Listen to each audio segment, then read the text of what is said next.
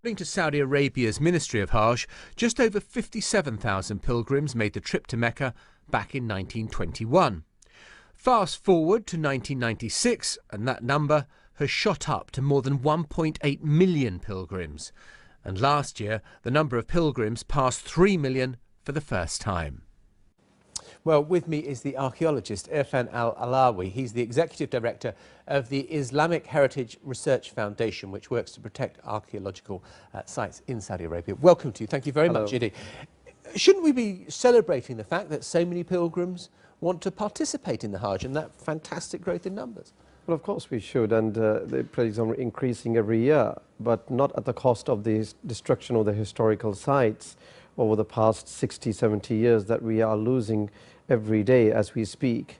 And of course there is a need for expansion, but not at the cost of losing the Prophet's birthplace or where he lived.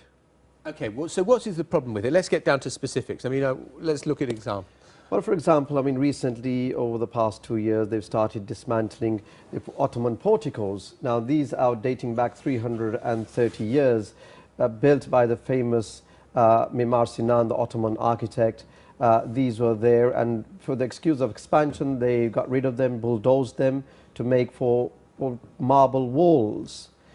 These are the most significant part of the most beautiful part of the building, which of course rest on top of columns which date back 500 years. Yeah, and I think we can look at another image now. So let's just change that image if we can in the screen. It will come. There we are.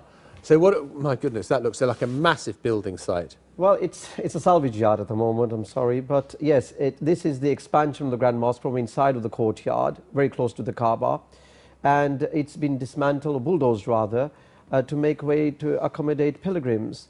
Now, what happens here is that we've lost columns dating back 500 years, and significantly, the history has been wiped away. One of the reasons I'm concerned is about one of these areas, locations where the Prophet was taken to his heavenly journey, to Jerusalem and of course to the heavens. There was the aunt's house, which no longer exists today. The columns which marked those locations have been bulldozed. Okay, and let's just look at, I think we've got one more image that we can have a look at, and you can explain what that is. Well, that's an aerial. Yes, that is an expansion of the Haram Mosque today, and of course that is the oldest part of Mecca, which looks obviously like a salvage yard today. It accommodates more than 3 million people a year, but at the cost of demolition of the historical sites. My fear is we lost the house of Khadija, which is the largest toilet today. And today, of course, it used to be years, John, but now we're looking at minutes. We are going to lose the birthplace where he was born.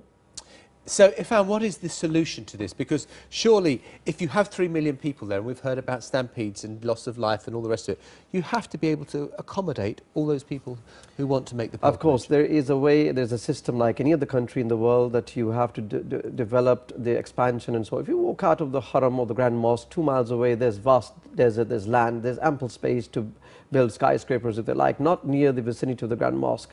This is in the Quran, it's a sanctuary, it's a holy sanctuary, it's not like any other city. Another example is you don't build anything near the Vatican or the White House.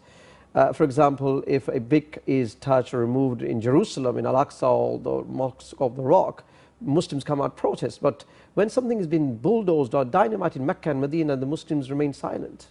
So, I mean, I just wonder, are the Saudi authorities listening?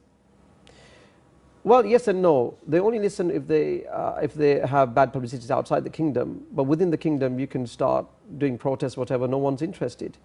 But my aim here is that, of course, we have monuments which are being demolished in Syria. That is a civil war. In Mecca or Medina, there's no civil war in the Kingdom of Saudi Arabia. Okay, Irfan Al-Alawi, thank you so much for coming in and looking at those fascinating pictures with us. Very good.